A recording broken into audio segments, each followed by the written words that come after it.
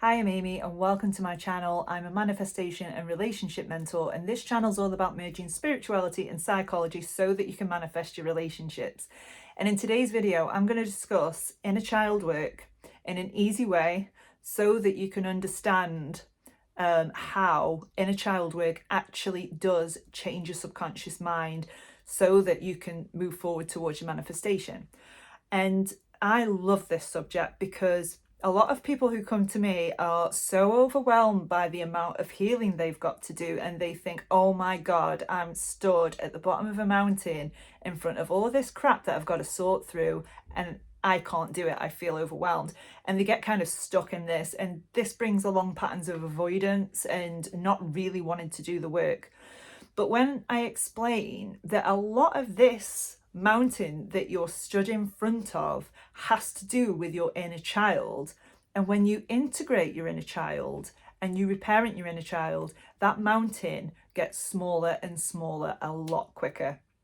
So if you like this content, please consider subscribing to my channel and giving this video a like so that other people have access to it and can apply it to their own lives. So the inner child is a part of your psyche. It is a facet of the subconscious mind. I personally have found on my journey that a lot of my relationship issues were contained in this inner child. And I'm going to explain a little bit how this works and what to do. So when you feel triggered, for example, and maybe you've acted in a way that wasn't really you, and maybe you were saying things or you were shouting, and then after the fact you sort of thought, I don't know why I've done that, I don't know where that came from. What's actually happening is a part of you, a wounded part, a traumatized part's been triggered, and that part has taken over. So that part of you has taken over.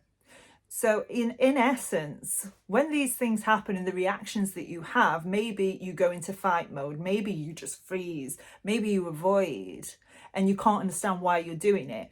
This is because this part of the psyche has taken over and you are essentially acting like your child self. So that circumstance that has triggered you has reminded you subconsciously, you might not always be aware of it, of an incident in the past that was similar, and you literally act out the pattern again as an adult. You might even think the same thoughts as you did.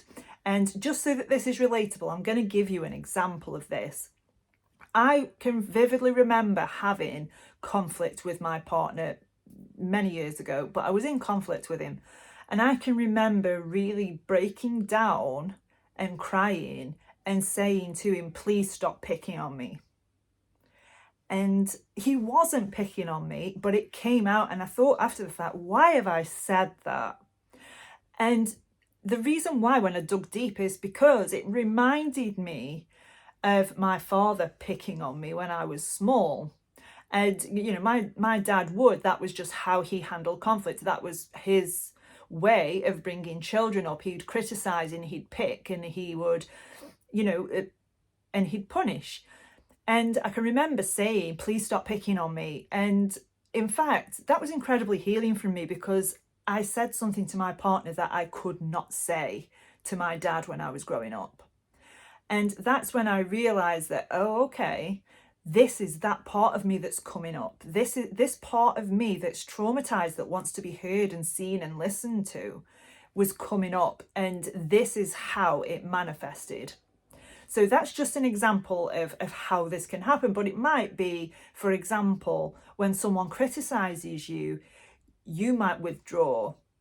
And the reason why we do this is because as children, when we were treated the same way, that's what we did for survival. We would withdraw, we would fight back, we would yell, we would cry. So we are literally acting out the same patterns as we did as children. So what I want everybody to try and do is, when you're in meditation, try and imagine what your inner child looks like. Now, it might not even be a person, it might be a colour, it might be a shape.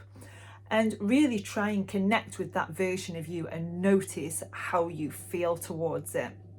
And I know when I first started doing this practice, which is quite interesting, I felt a lot of resistance towards my inner child, and I blamed a lot of my problems on my inner child, thinking you're the reason why I can't function in relationships. It's all your fault. And I had to do a lot of work on, trusting this and actually having my inner child trust me as well. My inner child did not trust me and I didn't blame it. So what I did was I went into meditation and I reminded myself, and this is a practice I do with my clients as well, I remind myself and I see that version of me. I notice how old she is. I notice what she looks like, how she feels about me. And I imagine my inner child saying to me that they are always there. And this is the truth, because your inner child is you. So you're not going to escape it. The only thing you can do is heal it and heal with it. So when we hear about, you've got to do inner child work or you've got to integrate your inner child, this is what we're talking about, because a lot of your limiting beliefs come from childhood. So it would make sense, therefore, to listen to your inner child, reassure your inner child, be the parent that your inner child didn't have. And what you will find in this practice is that that inner child will start to trust you, so that when the same situations come up again, you can consciously catch it. You can consciously say, okay, I'm safe, I'm okay, I'm stable, I'm secure, and this is how I'm going to react now to this situation. I'm not going to scream and cry anymore. I'm going to try and resolve this conflict, and I'm going to give myself what I need. If you're a person that grew up without your needs being met, you need to ask your inner child what needs it was missing. What does it need? And how can you give it to yourself now? So if your inner child needed security and stability, how can you do that now? How can you give yourself that security and stability? If you had parents that were emotionally unavailable, for example, you might have wandered around through life with this underlying feeling of rejection and abandonment that comes from this part of the psyche. It's always there. It's not going anywhere. So how can you be there for your inner child? How can you make sure that inner child's seen, heard, and understood? And a great way of doing this is just by journaling your thoughts, listening to it and understanding it and reassuring it that it's safe, it's secure, it's loved, it's wanted. And this is how we reprogram our subconscious mind, so that when you're moving through life again, when you are looking for a relationship or when you are manifesting a specific person, you have a better chance of doing this because this inner child isn't taking over all the time. This inner child isn't sabotaging your relationships anymore because it feels safe, because it trusts you. So if you've, for example, been somebody who has struggled to show up for their own boundaries, just imagine that when you're doing this, you're breaking that trust with yourself, you're breaking that trust with your inner child.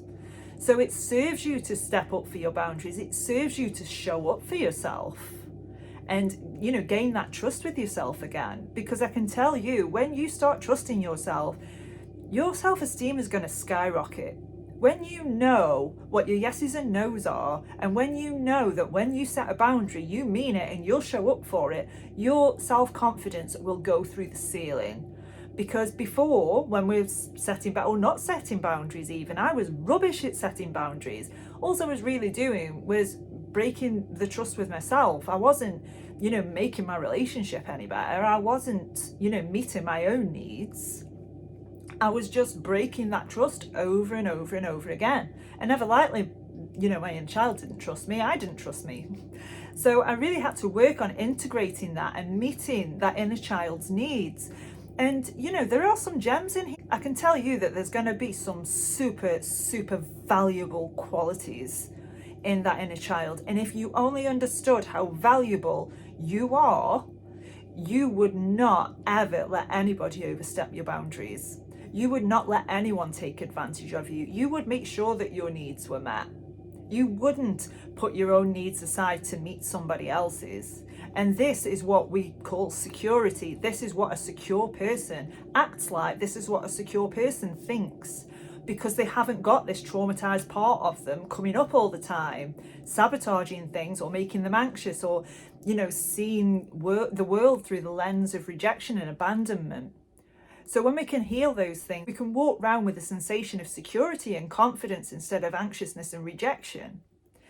So I hope that makes sense, and I hope I've explained that in a way that's applicable to you. But if you have any questions, please put them in the comment section below. I will do my best to answer them.